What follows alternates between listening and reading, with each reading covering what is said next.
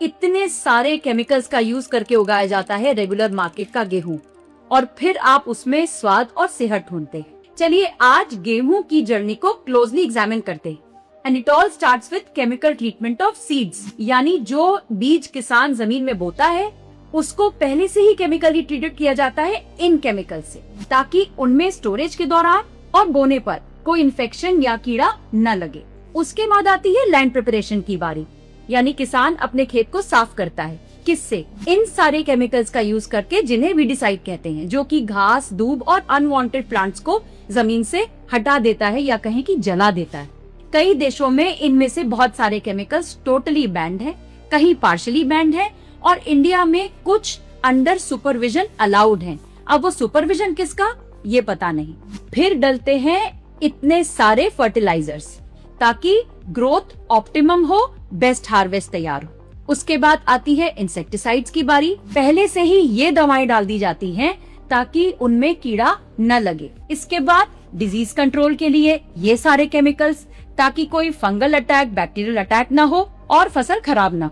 एक बार गेहूं कट जाता है, फिर आते हैं स्टोरेज से जुड़े हुए केमिकल्स। गेहूं के स्टोरेज से पहले इन सारे केमिकल्स से स्टोरेज को ट्रीट किया जाता है। वेयर हाउस की वॉल्स को और फ्लोर्स को इन केमिकल्स के द्वारा डिसइंफेक्ट किया जाता है। इसमें से कुछ अब बैन कर दिए गए हैं, पहले ये यूज किए जाते थे।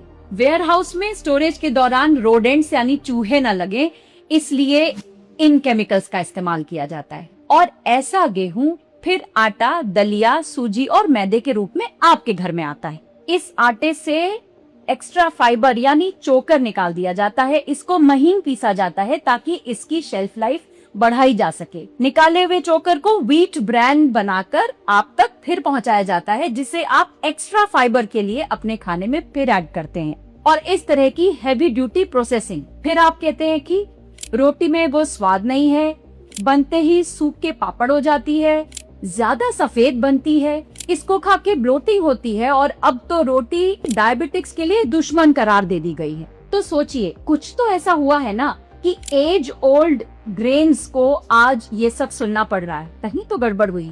नेक्स्ट टाइम जब आप अपने फेवरेट आटे का पैकेट शेल्फ से उठाएंगे तो इन बातों को जरूर याद कीजिए। Eat right and stay healthy.